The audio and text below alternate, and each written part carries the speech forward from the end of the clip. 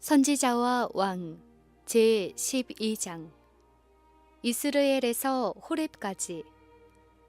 바알의 선지자들을 죽임으로 북방 왕국 10지파 가운데는 힘찬 영적 개혁을 추진할 수 있는 길이 열렸다.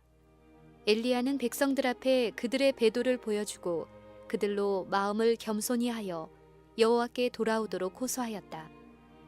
하늘의 형벌은 집행되었고 백성들은 죄를 자복하고 저희 조상의 하나님을 살아계신 하나님으로 인정하였다.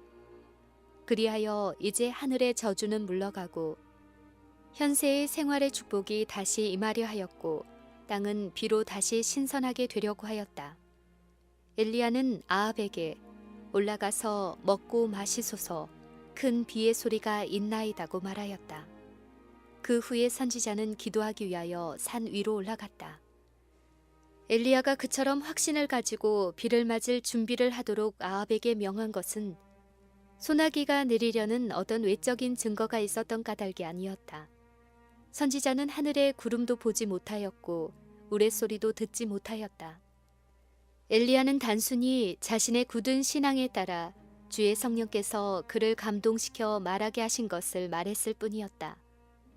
그는 하루 종일 하나님의 뜻을 확고하게 수행하였고 하나님의 예언의 말씀에 대한 자신의 절대적인 믿음을 나타내었다. 그리고 이제 그의 힘으로 할 수 있는 모든 일을 행하였으므로 그는 하늘이 미리 말한 축복을 아낌없이 주시리라는 것을 알고 있었다. 가뭄을 보내셨던 바로 그 하나님께서 의로운 행위에 대한 상급으로 비를 풍족히 내려주실 것을 약속하셨고 이제 엘리야는 그 약속된 비가 내리기를 기다리고 있었다. 엘리야는 겸손한 태도로 그 얼굴을 무릎 사이에 넣고 회개한 이스라엘을 위하여 하나님께 간구하였다.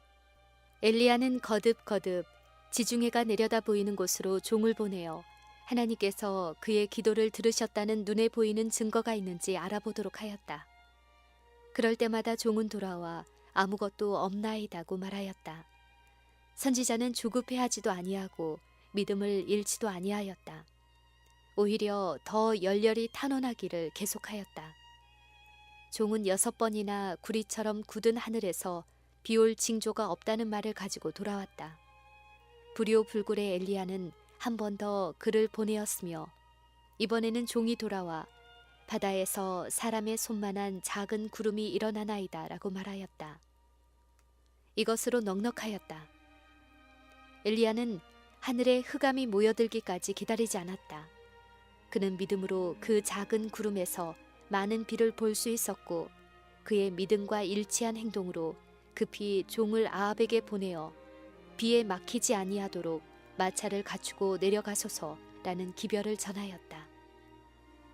하나님께서 이스라엘 역사에 있어서 이러한 중대한 위기에 엘리야를 사용하실 수 있었던 것은 그가 대신앙가였기 때문이었다. 그가 기도할 때에 그의 신앙은 하늘의 약속에 닿아서 그것을 붙잡았고 그의 탄원이 응답될 때까지 기도하기를 계속했다. 그는 하나님께서 그의 말을 들으셨다는 충분한 증거를 기다리지 아니하고 하나님이 도우신다는 가장 작은 증거에도 모든 것을 즐겨 모험하고자 했다. 따라서 그가 하나님의 능력으로 할 수 있었던 일을 모든 사람들도 자기가 활동하는 하나님의 사업에서 행할 수 있다. 이는 길르앗 산지 출신의 선지자에 대하여 엘리야는 우리와 성정이 같은 사람이로되 저가 비오지 않기를 간절히 기도한즉 3년 6개월 동안 비가 아니왔다고 기록된 까닭이다. 오늘날 세상에서도 이와 같은 신앙, 곧 하나님의 말씀의 약속을 굳게 붙잡고 하나님께서 들으실 때까지 그 약속을 놓지 않는 신앙이 필요하다. 이와 같은 신앙은 우리를 하늘과 밀접하게 연결시켜주고 또 어두움의 권세와 싸워 이길 힘을 우리에게 가져다 준다.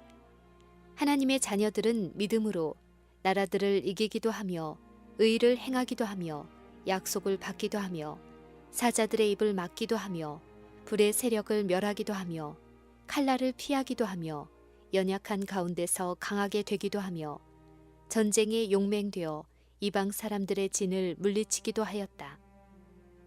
오늘날 우리도 믿음을 통하여 우리를 위한 하나님의 높은 목표에 도달하여야 한다. 할 수 있거든이 무슨 말이냐? 믿는 자에게는 능치 못할 일이 없느니라. 믿음은 응답받는 기도의 필수 불가결한 요소이다. 하나님께 나아가는 자는 반드시 그가 계신 것과 또한 그가 자기를 찾는 자들에게 상 주시는 이심을 믿어야 할지니라. 그의 뜻대로 무엇을 구하면 들으심이라. 우리가 무엇이든지 구하는 바를 들으시는 줄을 안즉 우리가 그에게 구한 그것을 얻은 줄을 또한 아느니라. 우리는 야곱의 불굴의 신앙과 엘리야의 굳센 인내력을 가지고 하늘 아버지께 우리의 탄원을 드릴 수 있고 그분께서 약속하신 바를 모두 요구할 수 있다.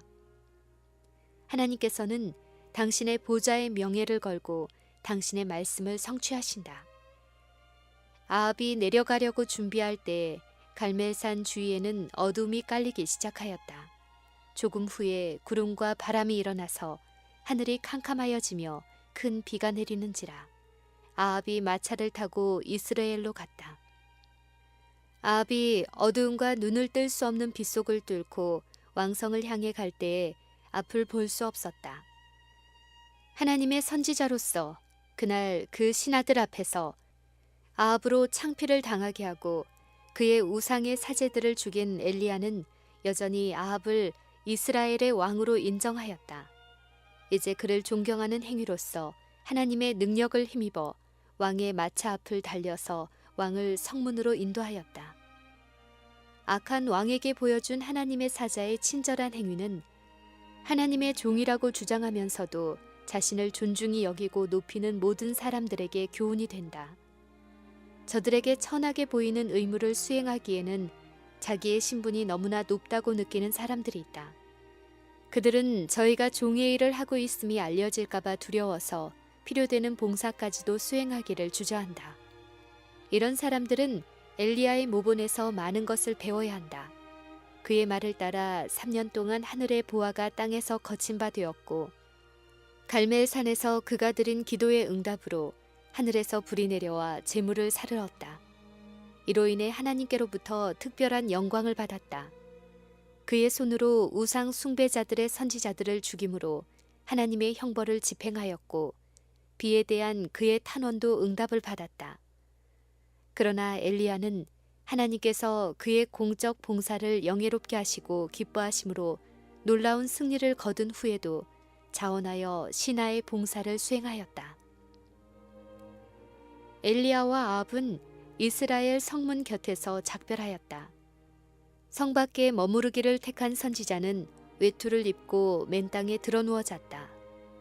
왕은 성 안으로 들어가 곧 궁궐에 도착하여 그 아내에게 그날의 놀라운 사건들과 여호와께서 참 하나님이시고 엘리야가 하나님의 택하신 사자임을 이스라엘에게 밝힌 하나님의 능력의 놀라운 계시에 대하여 말하였다. 아합이 왕후에게 우상교의 선지자들을 죽인 일에 대하여 말할 때 냉혹하고 회개할 줄 모르는 이세벨은 격분하였다. 그는 갈멜산에서 일어난 사건을 하나님의 지배하시는 섭리로 인정하기를 거절하고 여전히 반항하는 태도로 대담하게도 엘리야를 죽여야 한다고 선언하였다. 그 밤에 한 사자가 피곤에 지친 선지자를 깨워서 내가 내일 이맘때에는 정녕 네 생명으로 저 사람들 중 한 사람의 생명 같게 하리라. 아니하면 신들이 내게 벌 위에 벌을 내림이 마땅하니라는 이세벨의 말을 전달하였다. 그처럼 대담한 용기를 나타내고 왕과 사제들과 백성들에 대해 그처럼 완전하게 승리를 거둔 후에 엘리야는 그 후에 결코 낙담하거나 겁에 질려 두려워하지 않을 것처럼 보였다. 그러나 그처럼 많은 하나님의 사랑스러운 돌보심의 증거로 축복을 받았던 그도 연약한 인간에 지나지 않았으므로 이 같은 암담한 때에 그는 신앙과 용기를 잃고 말았다. 당황한 그는 선잠에서 깨어 길을 떠났다. 하늘에서는 비가 쏟아지고 사방은 어두웠다. 3년 전에 하나님께서 이세벨의 증오와 아합의 수색에서 피할 장소를 지시하여 주셨던 사실을 잊어버리고 선지자는 이제 생명을 보존하기 위하여 도망하였다. 브엘세바에 이르러 그는 자기의 사환을 그곳에 머물게 하고 스스로 광야로 들어가 하룻길쯤 행하였다. 엘리야는 그가 맡은 의무의 자리에서 도망하지 말아야 하였다. 그는 여호와의 영광을 옹호하도록 사명을 맡겨주신 하나님께서 그를 보호하여 주시기를 호소하면서 이세벨의 위험을 직면하여야 하였다. 엘리야는 자기가 신뢰하는 여호와께서 그를 왕후의 분노에서 보호하여 주실 것을 그 사자에게 말했어야 하였다. 그가 여호와의 능력의 놀라운 출현을 목격한 지 불과 몇 시간밖에 경과하지 아니하였으므로 그것이 그가 이제 버림받지 않을 것이라는 보증이 되어야 했었다. 만일 엘리야가 그가 있던 곳에 그대로 머물러 있으면서 하나님을 그의 피난처와 힘으로 삼고 진리를 위하여 굳게 섰더라면 그는 해를 받지 않고 보호함을 받았을 것이다. 여호와께서는 이세벨에게 당신의 형벌을 내리심으로 엘리야에게 또 다른 놀라운 승리를 주셨을 것이며 왕과 백성들에게 끼친 감명으로 큰 개혁이 이루어졌을 것이다. 엘리야는 갈멜산에서 일어난 이적으로부터 많은 것을 기대하였었다. 그는 이 하나님의 능력이 나타난 이후에는 이세벨이 더 이상 아합의 마음에 영향을 주지 못할 것이며 온 이스라엘 나라에는 신속한 개혁이 일어나기를 바랐다. 그는 갈멜산 꼭대기에서 음식도 먹지 못하고 하루 종일 수고했다. 그렇지만 그가 이스라엘 성문으로 아합의 마차를 인도할 때에 신체적으로 과로했음에도 불구하고 그의 용기는 매우 강하였다.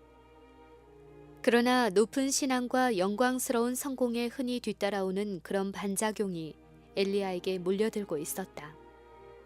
그는 갈멜산 위에서 시작된 개혁이 중단되지 않을까 하는 염려로 의기소침하였다. 그는 비스가산 꼭대기까지 높임을 받았으나 이제 그는 골짜기에 떨어져 있었다. 그가 전능하신 하나님의 영감을 받고 있었을 때에는 가장 혹독한 신앙의 시련을 견딜 수 있었으나 그의 귀에 울리는 이세벨의 위협과 이 악한 여인의 음모를 통하여 나타나는 사단의 계속적인 영향력으로 인해 실망한 이때에 그는 하나님을 의지하는 데 실패하였다. 그는 엄청나게 높임을 받았으며 그 반작용도 대단하였다. 엘리야는 하나님을 잊어버리고 계속 도망하여 마침내 아무도 없는 쓸쓸한 광야로 오게 되었다. 그는 녹초가 되어서 로뎀 나무 아래 쉬기 위해 주저앉았다.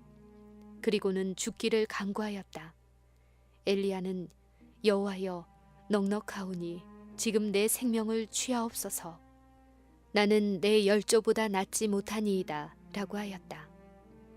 사람들의 거처에서 멀리 떨어진 망명자는 무서운 절망으로 인해 그의 정신이 꺾여서 다시는 사람의 얼굴을 보지 않게 되기를 바랬다. 마침내 완전히 기진맥진하여 그는 잠들었다. 모든 사람의 경험 가운데는 통렬한 실망과 철저한 낙담의 때, 곧 슬픈 운명에 처하여 하나님께서 여전히 이 세상에 태어난 당신의 자녀들을 보호하신다는 사실을 믿기 어려운 날들, 고통이 영혼을 괴롭혀 마침내 죽는 것이 사는 것보다 나은 것처럼 보이는 날들이 이르러 온다. 이런 때에 많은 사람들은 하나님께 대한 그들의 신앙을 잃어버리고 의심의 노예가 되고 불신의 속박에 얽매인다. 만일 우리가 이와 같은 때에 영적 통찰력을 가지고 하나님의 섭리가 무엇을 의미하는지를 분별할 수 있다면 그 같은 상태로부터 우리를 구원하셔서 우리의 발을 영원한 삶보다 더 튼튼한 기초 위에 세우려고 노력하는 천사들을 보게 될 것이다. 그리고 새 신앙과 새 생애가 싹트게 될 것이다. 충실한 욥은 그의 고통과 어두움의 날에 다음과 같이 말하였다. 나의 낱날이 멸망하였었더라면 나의 분한을 달아보며 나의 모든 재앙을 저울에 둘 수 있으면 하나님이 나의 구하는 것을 얻게 하시며 나의 사모하는 것 주기를 내가 원하나니 이는 곧 나를 멸하시기를 기뻐하사 그 손을 들어 나를 끊으실 것이라. 그러할지라도 내가 오히려 위로를 받으리라. 내가 내 입을 금하지 아니하고 내 마음의 아픔을 인하여 말하며 내 영혼의 괴로움을 인하여 원망하리이다. 내 마음에 원하오니 죽는 것이 나으리이다. 내가 생명을 싫어하고 항상 살기를 원치 아니하오니 나를 놓으소서. 내 날이 헛것이니이다. 그러나 욥은 지친 생애에도 불구하고 죽도록 허락되지 않았다. 그에게 장래의 가능성이 지적되었고 희망의 기별이 전달되었다. 내가 굳게 서서 두려움이 없으리니 곧 환난을 잊을 것이라. 내가 추억할지라도 물이 흘러감 같을 것이며 내 생명의 날이 대낮보다 밝으리니 어두움이 있다 할지라도 아침과 같이 될 것이요 내가 소망이 있으므로 안전히 쉬리니 내가 누워도 두렵게 할 자가 없겠고 많은 사람이 내게 첨을 드리리라. 그러나 악한 자는 눈이 어두워서 도망할 곳을 찾지 못하리니 그의 소망은 기운이 끊침이니라. 욥은 실망과 낙담의 깊은 구덩이에서 하나님의 자비와 구원하시는 능력을 절대적으로 신뢰하는 높은 경지에 올라갔다. 그는 의기양양하여 다음과 같이 말하였다. 비록 그가 나를 죽이실지라도 나는 그를 의지하리니 그는 역시 나의 구원이 되리라. 내가 알기에는 나의 구속자가 살아계시니 후일에 그가 땅 위에 서실 것이라. 나의 이 가죽 이것이 썩은 후에 내가 육체 밖에서 하나님을 보리라.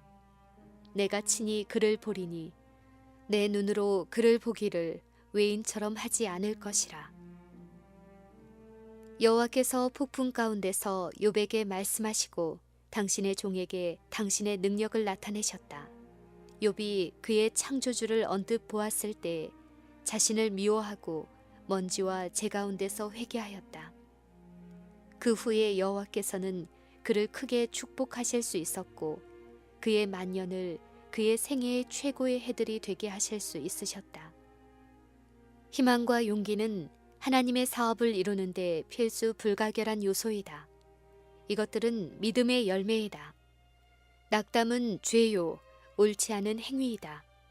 하나님께서는 시험과 시련을 위해 필요되는 힘을 당신의 종들에게 충분히 내려주실 수 있으시고 내려주시기를 원하신다.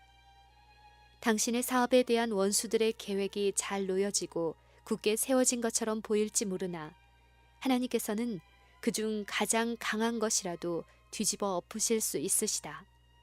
하나님께서는 당신의 종들의 신앙을 충분히 시험하셨다고 보실 때 이 일을 정한 시간에 당신의 방법으로 행하신다. 낙심한 자들을 위한 확실한 치료제가 있다. 그것은 신앙과 기도와 사업이다. 신앙과 활동은 자신감과 만족을 줄 것이며 그것들은 날마다 증가하게 될 것이다.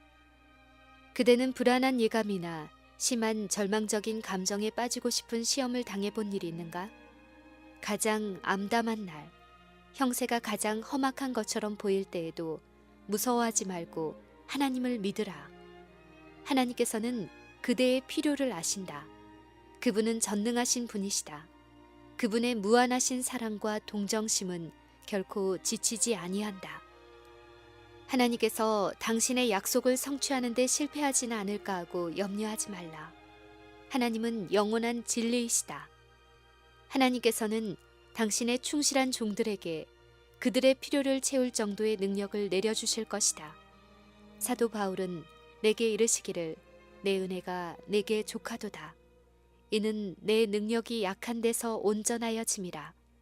이러므로 도리어 크게 기뻐함으로 나의 여러 약한 것들에 대하여 자랑하리니 이는 그리스도의 능력으로 내게 머물게 하려 함이라 라고 증언하였다. 하나님께서는 엘리야를 시련의 때에 버리셨던가? 그렇지 않았다. 엘리야가 자신이 하나님과 사람들에게 버림을 받았다고 느꼈을 때에도 하나님께서는 그의 기도의 응답으로 하늘로부터 불을 보내어 산 꼭대기를 비추던 때와 똑같이 당신의 종을 사랑하셨다. 그리고 이제 잠자고 있는 엘리야를 부드러운 감촉과 상냥한 음성으로 깨우셨다. 그는 원수가 그를 발견하지는 않았나 하는 두려움으로 마치 도망하려는 것처럼 놀라 일어났다. 그러나 그를 굽어보는 동정어린 얼굴은 원수의 얼굴이 아니라 친구의 얼굴이었다. 하나님께서는 음식을 가진 천사를 하늘로부터 당신의 종에게 보내셨다. 그 천사는 일어나서 먹으라고 말하였다. 본즉 머리맡에 숯불에 구운 떡과 한 병 물이 있더라. 엘리야는 그를 위하여 준비된 음식을 먹은 후 다시 잤다. 두 번째 그 천사가 와서 피로에 지친 엘리야를 깨워 동정어린 친절한 말로 일어나서 먹으라. 네가 기를 이기지 못할까 하노라 하였다. 이에 일어나 먹고 마시고 그 식물의 힘으로 그는 40주 40야를 여행하여 하나님의 산 호렙에 이르러 그곳 한 굴 속에서 피난처를 찾을 수 있었다.